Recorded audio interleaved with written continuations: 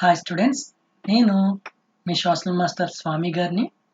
ఈరోజు మనం 10th class social studies online video క్లాసెస్లో భాగంగా థర్డ్ లెసన్ అయినటువంటి ప్రొడక్షన్ అండ్ ఎంప్లాయ్మెంట్ అనేటువంటి లెసన్ యొక్క పార్ట్ 3 గురించి డిస్కస్ చేద్దాం. ఇంతకు ముందు పార్ట్లో మనం జీడిపి అంటే ఏమిటి, గ్రాస్ డొమెస్టిక్ ప్రోడక్ట్ అంటే ఏమిటో డిస్కస్ చేసాం. ఈ పార్ట్లో దాని కంటిన్యూషన్ మనం చూద్దాం. ఓకేనా? సో ఫస్ట్ మీరు ఈ పిక్చర్, ఈ చార్ట్ని మీరు అబ్జర్వ్ చేయండి. ఈ చార్ట్ దేని గురించి తెలియజేస్తుంది అంటే GDP from different sectors. GDP from different sector, ఏ సెక్టార్లు ఎంత పర్సెంట్ జీడిపిని కాంట్రిబ్యూట్ చేస్తున్నాయి అంటే జీడిపిలో ఏ సెక్టార్ యొక్క షేర్ ఎంత అని ఈ డయాగ్రామ్ తెలియజేస్తుంది. ఇక్కడ మనం 2 ఇయర్స్ని తీసుకున్నాం. ఫస్ట్ ఇయర్ వచ్చేటప్పటికి 1972-73, సెకండ్ ఇయర్ వచ్చేటప్పటికి 2009 and 10. ఫస్ట్ ఇప్పుడు మనం చూడాల్సింది ఏంటంటే 1972-73 చూసి దాని తర్వాత 2009 and 10 చూద్దాం. ఇది 1972-73. ఇక్కడ మనకి 3 సెక్టార్స్ అనేవి ఉన్నాయి. మనకి 3 సెక్టార్లు కనిపిస్తూ ఉంటాయి: agriculture sector, industrial sector and service sector. So ఇందులో ఈ blue colour, light blue colour ఏదైతే ఉందో ఈ సెక్టార్ ఏమిటి అంటే అగ్రికల్చర్ సెక్టార్. ఈ సెక్టార్ వచ్చేటప్పటికి ఇండస్ట్రియల్ సెక్టార్. అట్లాగే ఈ మూడింటిని కలిపి మనం ఏ సెక్టార్లోకి తీసుకొస్తాము అంటే సర్వీస్ సెక్టార్లోకి తీసుకొస్తాం.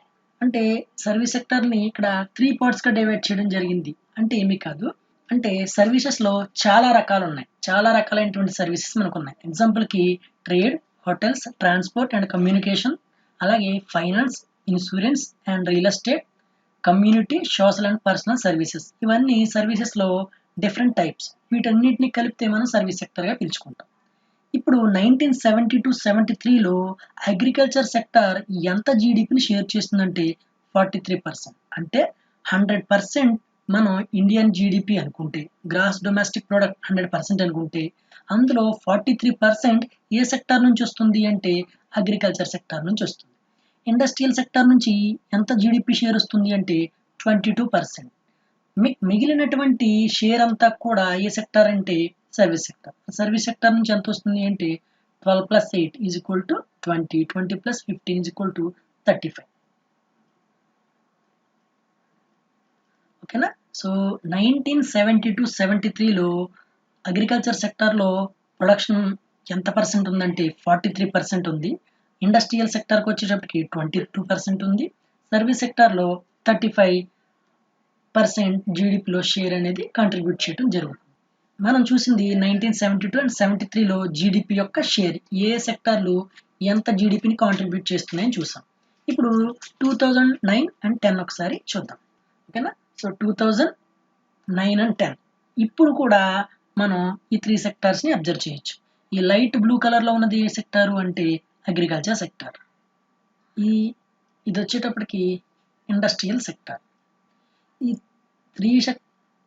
ఈ త్రీ పార్ట్స్ని కలిపి మనం ఏ సెక్టార్గా పిలుస్తాము అంటే సర్వీస్ సెక్టార్. ఇప్పుడు 2009-10లో అగ్రికల్చర్ సెక్టార్ నుంచి వచ్చేటువంటి షేర్ ఎంత అంటే 17%. అదే ఇండస్ట్రియల్ సెక్టార్ నుంచి 26% వస్తుంది. మిగిలినటువంటి సర్వీస్ సెక్టార్ నుంచి ఎంత వస్తుందో ఒకసారి కూడా చూద్దాం.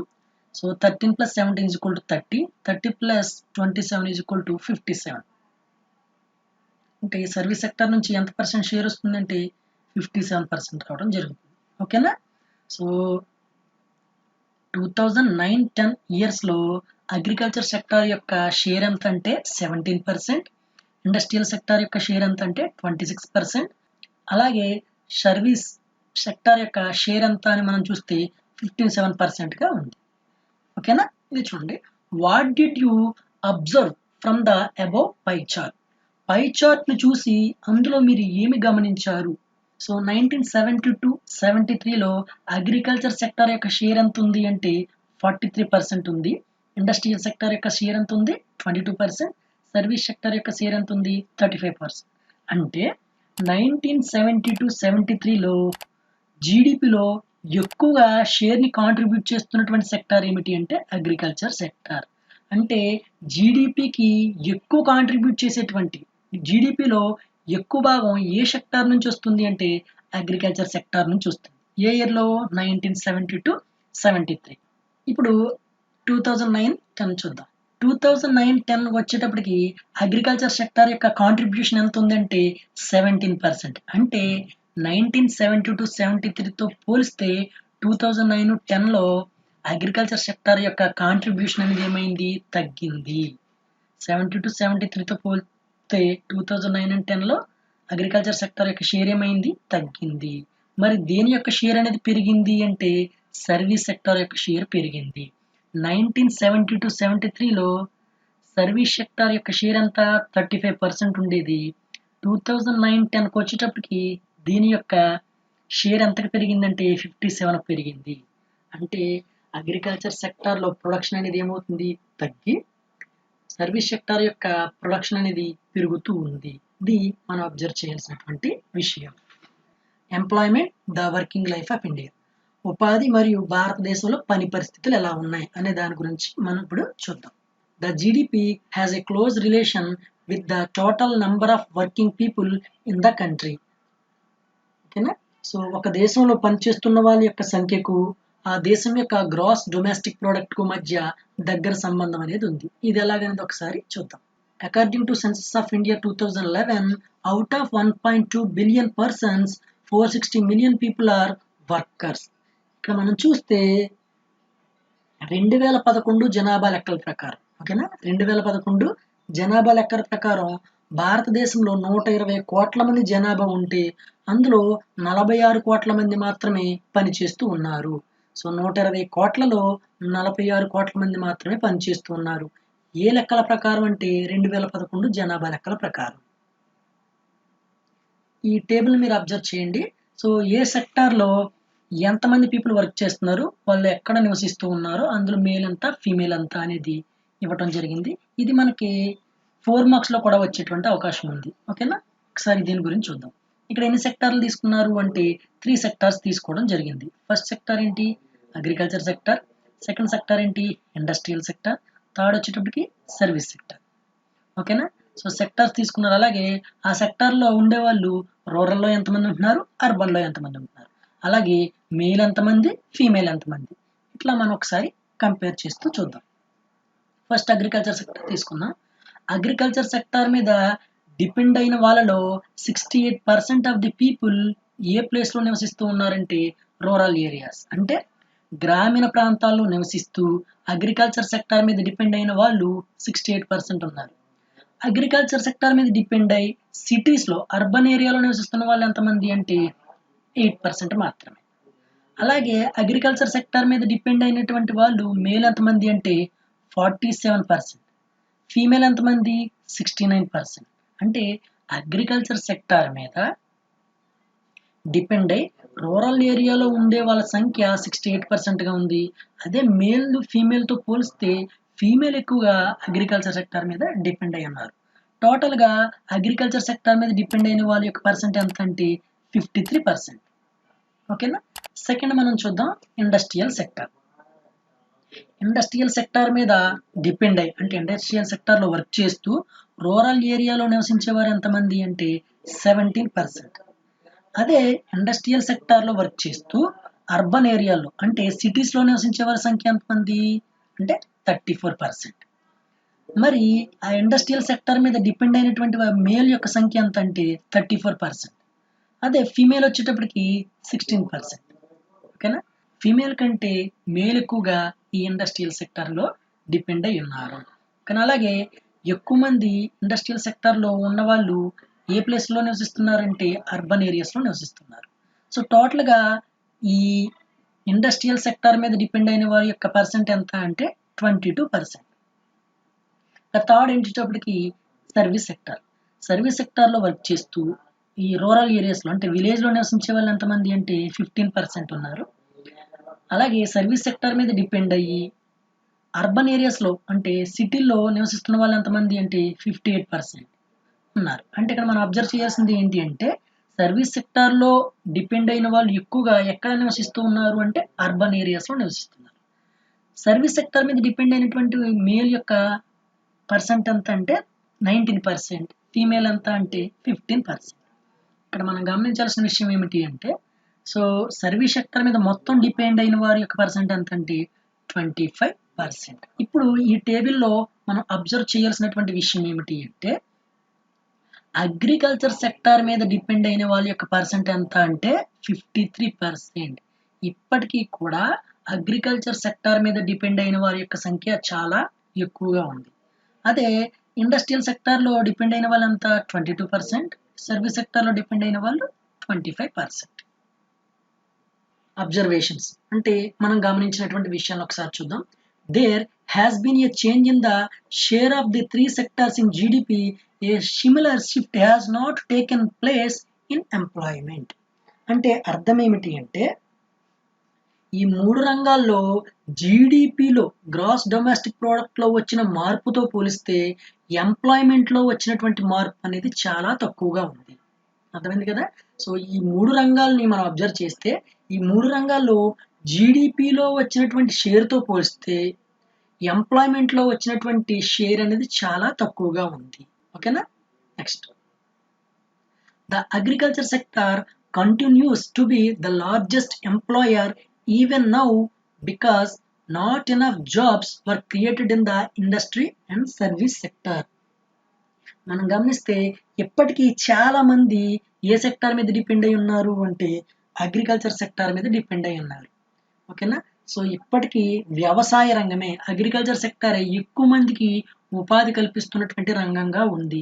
మరి ఎందుకు అగ్రికల్చర్ సెక్టారే ఉపాధి కల్పించే రంగంగా ఉంది అంటే ఈ సర్వీస్ సెక్టారు, ఇండస్ట్రియల్ సెక్టారు తగినన్ని అవకాశాలు, తగినన్ని ఉపాధి అవకాశాలు కల్పించకపోవటం వల్ల ఇంకా చాలా మంది అగ్రికల్చర్ సెక్టార్ మీద డిపెండ్ అయినారు. వీటిలో కూడా ఎంప్లాయ్మెంట్ ఆపర్చునిటీస్ పెరిగితే అగ్రికల్చర్ సెక్టార్ నుంచి చాలా మంది ఈ ఇండస్ట్రియల్ అండ్ సర్వీస్ సెక్టార్లోకి వస్తారు. అయితే ఇక్కడ అన్ని ఆపర్చునిటీస్ లేకపోవడం వల్ల ఇంకా చాలా మంది అగ్రికల్చర్ సెక్టార్ మీద డిపెండ్ అయి ఉన్నారు. ఏ దేశంలో జనాభా అయితే ఎక్కువగా అగ్రికల్చర్ సెక్టార్ మీద డిపెండ్ అయి ఉంటారో ఆ దేశం వెనకబడిందిగా చెప్తూ ఉంటారు. కాబట్టి అగ్రికల్చర్ సెక్టార్ల కంటే ఇండస్ట్రియల్ సెక్టార్, సర్వీస్ సెక్టార్ అనేది బాగా డెవలప్ అయితే ఆ దేశం డెవలప్ అయినట్టుగా చెప్పొచ్చు. Even though production of industrial goods went up by more than 9 times, employment went up only by 3 times. అంటే అర్థం ఏమిటి అంటే ఇండస్ట్రియల్ సెక్టార్లో ప్రొడక్షన్ అనేది 9 times పెరిగింది. అదే ఎంప్లాయ్మెంట్ చూస్తే కేవలం 3 times మాత్రమే పెరిగింది. అంటే ప్రొడక్షన్లో వచ్చినటువంటి మార్పుతో పోలిస్తే ఎంప్లాయ్మెంట్లో వచ్చినటువంటి మార్పు చాలా తక్కువ ఉంది. ఏ సెక్టార్లో? Industrial sector. ఒకసారి ఈ బార్ గ్రాఫ్ చూడండి. ఇందులో గూడ్స్ అనేవి 9 times పెరిగాయి, కానీ ఎంప్లాయ్మెంట్ ఆపర్చునిటీస్ కేవలం 3 times మాత్రమే పెరిగాయి. In service sector, production rose by more than 14 times, employment rose around 5 times.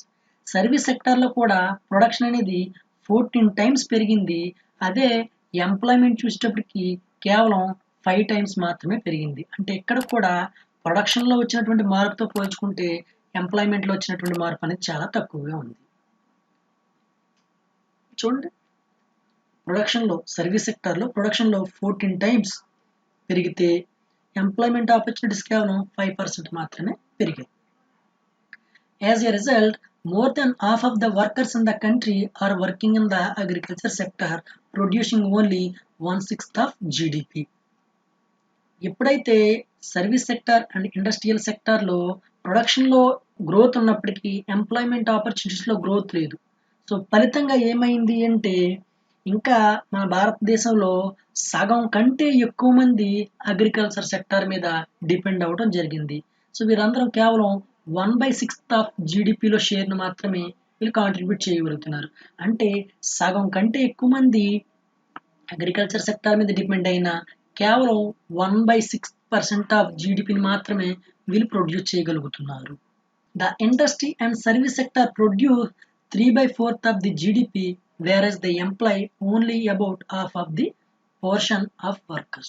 అదే మనం ఇండస్ట్రియల్ సర్వీస్ సెక్టార్ని తీసుకున్నాం అనుకోండి, ఈ 2 సెక్టార్ల మీద కలిపి సగం మంది డిపెండ్ అయితే సో 3/4 జీడిపిని ఈ సెక్టార్ల వాళ్ళు కాంట్రిబ్యూట్ చేయగలుగుతున్నారు. అంటే కేవలం అగ్రికల్చర్ సెక్టార్ మీదే 50% డిపెండ్ అయిన చాలా తక్కువ జీడిపిని అది షేర్ చేయగలుగుతుంది. కానీ ఇండస్ట్రియల్ సెక్టార్, సర్వీస్ సెక్టార్ ఈ రెండింటి మీద డిపెండ్ అయ్యి ఉన్నటువంటి వాళ్ళ యొక్క సంఖ్య ఎంత అంటే 50%. కానీ సగం కంటే ఎక్కువ జీడిపిని వీళ్ళు కాంట్రిబ్యూట్ చేయడం జరుగుతూ ఉంది. ఈ బార్ డయాగ్రామ్ చూస్తే మీకు ఈజీగా అర్థమవుతుంది. Industries and service sectors. ఇక్కడ జీడిపి తీసుకున్నాం, ఇక్కడ ఎంప్లాయ్మెంట్ అనేది తీసుకున్నాం. ఓకేనా? సో ఈ సర్వీస్ సెక్టార్ అండ్ ఇండస్ట్రియల్ సెక్టార్లో వర్క్ చేసేటువంటి వర్కర్స్ ఎంతమంది అంటే 50%. ఓకేనా? సో ఈ రెండు సెక్టార్ల మీద డిపెండ్ అయిన వాళ్ళు 50%. కానీ వీళ్ళు జీడిపిలో కాంట్రిబ్యూట్ చేస్తున్నటువంటి షేర్ ఎంత అంటే 75%. అంటే మనం ఏం అర్థం చేసుకోవాలి అంటే industrial sector and service sector మీద డిపెండ్ అయిన వాళ్ళు 50%. వీళ్ళు ఎంత పర్సెంట్ జీడిపిని షేర్ చేస్తున్నారంటే 75% జీడిపిని వీళ్ళు కాంట్రిబ్యూట్ చేయడం జరుగుతుంది. మరి అదే అగ్రికల్చర్ సెక్టార్ ఒక్కటే మనం గమనిస్తే అగ్రికల్చర్ సెక్టార్ మీద డిపెండ్ అయిన వాళ్ళు 50%. వీళ్ళు కేవలం 25% జీడిపిని మాత్రమే కాంట్రిబ్యూట్ చేయగలుగుతున్నారు. ఓకేనా? 50% ఆఫ్ ది పీపుల్ ఈ అగ్రికల్చర్ సెక్టార్ మీద డిపెండ్ అయ్యి 25% జీడిపిని మాత్రమే కాంట్రిబ్యూట్ చేయగలుగుతున్నారు. అదే సర్వీస్ సెక్టార్ అండ్ ఇండస్ట్రియల్ సెక్టార్ని మనం చూస్తే దీని మీద వర్క్ చేసేటువంటి ఎంప్లాయీస్ 50%. వీళ్ళు కాంట్రిబ్యూట్ చేస్తున్నటువంటి షేర్ ఎంత అంటే 75%. ఓకేనా? It means that there are more people in agriculture but every one may not be fully occupied. అంటే దీని అర్థం ఏమిటి అంటే వ్యవసాయ రంగంలో అవసరమైన దానికంటే ఎక్కువ మంది పాపులేషన్ అనే వాళ్ళు ఉన్నారు. అగ్రికల్చర్ సెక్టార్లో అవసరమైనటువంటి వారి కంటే ఎక్కువ మంది దీని మీద వర్క్ చేస్తూ ఉన్నారు. So even if few people move out, production will not be affected. This is called under employment or disguised unemployment. కొంతమంది ఈ రంగం నుంచి, ఈ అగ్రికల్చర్ సెక్టార్ నుంచి బయటకు వెళ్ళిపోయినా కూడా ప్రొడక్షన్ ఏమాత్రము ఎఫెక్ట్ అవ్వదు. అంటే ప్రొడక్షన్లో ఎటు రకమైనటువంటి మార్పు రాదు. ఈ అగ్రికల్చర్ సెక్టార్లో అవసరమైన దానికంటే ఎక్కువ మంది పీపుల్ వర్క్ చేస్తూ ఉన్నారు. అందులో కొంతమంది వేరే సెక్టార్లకు వెళ్ళిపోయినా ఈ అగ్రికల్చర్ సెక్టార్లో వచ్చేటువంటి ప్రొడక్షన్లో మార్పు పెద్దగా ఉండదు. అంటే వాళ్ళ వల్ల ప్రొడక్షన్ అనేది పెద్దగా తగ్గదు. సో ఇలా ఉండే సిచ్యువేషన్ ఏమంటారు అంటే under employment or disguised unemployment అంటారు. ఈ under employment or disguised unemployment అనే దాన్ని మనం ఈజీగా అర్థం చేసుకోవడానికి ఒక చిన్న స్టోరీ మీకు చెప్తాను, జాగ్రత్తగా వినండి. ఉదాహరణకు గాయత్రి అనే ఒక చిన్న రైతు ఉంది. ఆవిడ పేరు ఏమిటి అంటే గాయత్రి, ఒక చిన్న రైతు. ఆమెకు 5 ఎకరాల వర్షం మీద ఆధారపడి వ్యవసాయం చేసుకునేటువంటి భూమి ఉంది. ఓకేనా? సో వర్షం మీద, రెయిన్ మీద డిపెండ్ అయినటువంటి భూమి ఉంది. ఆమె అందులో మెయిజ్ అంటే జొన్న, రెడ్ గ్రామ్ అంటే కందులు పండిస్తుంది. సో మెయిజ్, రెడ్ గ్రామ్ అనేది ఆ 5 ఎకరాల ల్యాండ్లో పండించడం అనేది జరుగుతుంది. ఆవిడ కుటుంబంలో మొత్తం 5 సభ్యులు ఉంటారు. ఆవిడ కుటుంబంలో మొత్తం 5 సభ్యులు ఉంటారు. ఈ 5 సభ్యులు కూడా ఆ 5 ఎకరాల పొలంలోనే పనిచేస్తూ ఉంటారు. కారణం ఏంటి అంటే వాళ్ళు చేయడానికి వేరొక పని ఏమీ లేదు. వారు ఉన్నటువంటి పనిని డివైడ్ చేసుకుని వారు పని చేసుకోవడం అనేది జరుగుతుంది. అందరూ ఏదో ఒక పని చేస్తున్నారు కానీ ఎవరు పూర్తి స్థాయిలో పని చేయట్లేదు. సో అందరికీ పని ఉంది కానీ ఎవరికి కూడా పూర్తి స్థాయిలో పని లేదు. అలా వారి సామర్థ్యానికి తగినట్టుగా పని లేకపోవటాన్నే ఏమంటారు అంటే under employment or disguised unemployment అంటారు. ఓకేనా? సో అందరూ చేస్తున్నట్టుగా మనకు కనిపిస్తారు కానీ ఎవరికి పూర్తి స్థాయిలో పని ఉండదు. గమనించండి, అందరూ పని చేస్తున్నట్టు ఉంటారు కానీ ఎవరికి పూర్తి స్థాయిలో పని ఉండదు. అంటే మనం అర్థం చేసుకోవాల్సిన, ఉదాహరణకి ఒక వ్యక్తికి పని లేదనుకోండి కంప్లీట్గా, అతన్ని ఏమంటాం? నిరుద్యోగి అంటాం. ఓకేనా? మరి ఇలాంటి పరిస్థితుల్లో అందరూ పని చేస్తున్నట్టు కనబడతారు కానీ ఎవరికి పూర్తి స్థాయిలో పని ఉండలేదు. కాబట్టి ఇది కంటికి కనిపించదు. కాబట్టి దీన్ని ఏమంటారంటే underemployment or disguised unemployment అంటారు. మరి ఎగ్జామ్లో ఈ question what is underemployment or disguised unemployment అని అడిగితే ఏమి రాయాలి అని చేస్తే where people are apparently working but all of them are made to work less than their potential is called disguised unemployment. ఓకేనా, ఒక్కసారి చూడండి. Where people are apparently working but all of them are made to work less than their potential is called disguised or underemployment. వారందరూ పని చేస్తున్నట్టు కనిపించినప్పటికీ ఎవరికి కూడా వారి సామర్థ్యానికి తగినట్టుగా పని లేకపోవడాన్ని ఏమంటారంటే underemployment are disguise unemployment అంటారు. ఇప్పుడు ఒక ల్యాండ్ లార్డ్ అంటే ఒక భూస్వామి ఏం చేశాడు, వాళ్ళ కుటుంబంలో ఇద్దరికి వేరొక పని ఇవ్వటం జరిగింది. అంటే తన పొలంలో పనిచేయడానికి ఒక భూస్వామి ఈ 5గురు ఉన్నటువంటి కుటుంబంలో ఒక ఇద్దరిని ఏం చేశాడు అంటే తన పొలంలోకి పనికి పిలుచుకోవడం జరిగింది. అంటే ఇప్పుడు గాయత్రి ఫ్యామిలీ నుంచి ఇంకో ఇద్దరు వేరొక పనికి వెళ్ళినప్పటికీ ఈ 5 ఎకరాల పొలంలో వచ్చేటువంటి ప్రొడక్షన్లో ఏ విధమైనటువంటి మార్పు అనేది ఉండదు. ఎందువల్ల, సో ఈ పని చేయడానికి 3 సరిపోతారు, కానీ ఇందులో 5గురు పని చేస్తున్నారు. ఇప్పుడు ఈ 5గురిలో ఇద్దరు వేరొక పనికి వెళ్ళిపోయినప్పటికి కూడా ఈ 5 ఎకరాల పొలంలో వచ్చేటువంటి ప్రొడక్షన్ ఏమీ తగ్గదు. సో దీన్నే మనం ఇప్పుడు చెప్పుకున్నాము. చూడండి, సో ఇది ఒక పొలం అనుకుందాం. కేవలం ఈ పొలం అంతట్లో 3 వర్క్ చేస్తే సరిపోద్ది. కరెక్ట్గా చెప్పాలంటే 3కి వారి పూర్తి సామర్థ్యానికి తగినట్టుగా పని ఉంది. కానీ ఇక్కడ ఎంతమంది వర్క్ చేస్తూ ఉన్నారు? 6గురు వర్క్ చేస్తూ ఉన్నారు. అంటే వీళ్ళందరూ పని చేస్తున్నట్టు కనపడినా వీళ్ళందరికీ వారి పూర్తి సామర్థ్యానికి తగినట్టుగా పని లేదు. దీన్ని ఏమంటామంటే డిస్గైజ్డ్ ఆర్ అండర్ ఎంప్లాయ్మెంట్ అంటాం. ఓకేనా, ఒకసారి ఈ చార్ట్లు మీరు గమనించండి. ఒక చిన్న కంపారిజన్ చేయడం ద్వారా మనం దీన్ని ఈజీగా అర్థం చేసుకుందాం. ఇక్కడ 2 సెక్టార్లు ఇవ్వడం జరిగింది. 1972, 73, 2009 అండ్ 10. ఈ పై చార్ట్లు దేని గురించి తెలియజేస్తున్నాయంటే ఎంప్లాయ్మెంట్ గురించి తెలియజేస్తున్నాయి. సో ఫస్ట్ ఎంప్లాయ్మెంట్ చూద్దాం, తర్వాత జీడిపిలో షేర్లు అనేవి చూద్దాం. 1972-73లో పోల్చుకుంటే అగ్రికల్చర్ సెక్టర్ మీద డిపెండ్ అయిన వారి యొక్క పర్సెంట్ ఎంత అంటే 74%. అదే ఇండస్ట్రియల్ సెక్టర్ మీద డిపెండ్ అయిన వారి యొక్క పర్సెంట్ 11%, సర్వీస్ సెక్టర్ మీద డిపెండ్ అయిన వారి యొక్క పర్సెంట్ 15%. ఇప్పుడు 1972-73, 1972-73లో మోస్ట్ ఆఫ్ ది పాపులేషన్ ఏ సెక్టర్ మీద డిపెండ్ అయ్యారు అంటే అగ్రికల్చర్ సెక్టర్ మీద డిపెండ్ అయ్యారు. సో అగ్రికల్చర్ సెక్టర్ మీద డిపెండ్ అయిన వారి యొక్క సంఖ్య 1972-73లో ఎంత ఉందంటే 74%. ఇప్పుడు 2009-10లో ఎంప్లాయ్మెంట్ షేర్ అనేది ఎలా ఉంచుదాం. సో 2009-10కి వచ్చేటప్పటికి అగ్రికల్చర్ మీద డిపెండ్ అయిన వారి యొక్క సంఖ్య ఎంత అంటే 53%. ఓకేనా, సో 2009-10కి వచ్చేటప్పటికి అగ్రికల్చర్ సెక్టార్ మీద డిపెండ్ అయిన వారి యొక్క పర్సెంట్ ఎంత 53%. అదే ఇండస్ట్రియల్ సెక్టార్కి వచ్చేటప్పటికి 22%, సర్వీస్ సెక్టార్కి వచ్చేటప్పటికి 25%. అంటే 1972-73లో అగ్రికల్చర్ సెక్టార్ మీద డిపెండ్ అయిన వారు 74%, 2009-10కి వచ్చేటప్పటికి 53%. అంటే ఇంకా half of the population A sector మీద డిపెండ్ అయి ఉన్నారు అంటే అగ్రికల్చర్ సెక్టార్ మీద డిపెండ్ అయి ఉన్నారు. 1972-73తో పోలిస్తే 2009-10కి వచ్చేటప్పటికి అగ్రికల్చర్ సెక్టర్ మీద డిపెండ్ అయిన వారి యొక్క సంఖ్య తగ్గినప్పటికీ ఇంకా half of the people A sector మీద డిపెండ్ అయి ఉన్నారు అంటే అగ్రికల్చర్ సెక్టర్ మీద డిపెండ్ అయి ఉండడం జరిగింది. ఇప్పుడు జీడిపి షేర్ ఒకసారి చూద్దాం. 1972-73లో అగ్రికల్చర్ సెక్టార్ నుంచి వచ్చేటువంటి కాంట్రిబ్యూషన్ ఎంత అంటే 43%. జీడిపిలో అగ్రికల్చర్ సెక్టర్ యొక్క షేర్ 1972-73లో ఎంత పర్సెంట్ ఉంది అంటే 43% ఉంది. అది ఇండస్ట్రియల్ సెక్టార్కి వచ్చేటప్పటికి 22% ఉంది, సర్వీస్ సెక్టార్కి వచ్చేటప్పటికి 35% ఉంది.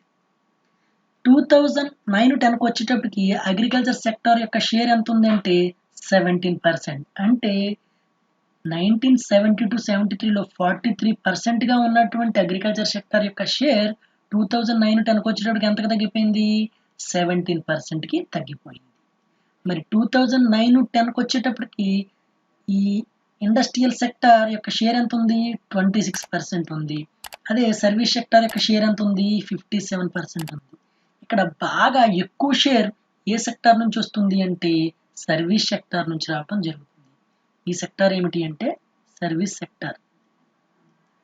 2009-10కి వచ్చేటప్పటికి జీడిపిలో ఎక్కువ షేర్ని కాంట్రిబ్యూట్ చేస్తున్నటువంటి సెక్టార్ ఏమిటి సర్వీస్ సెక్టార్.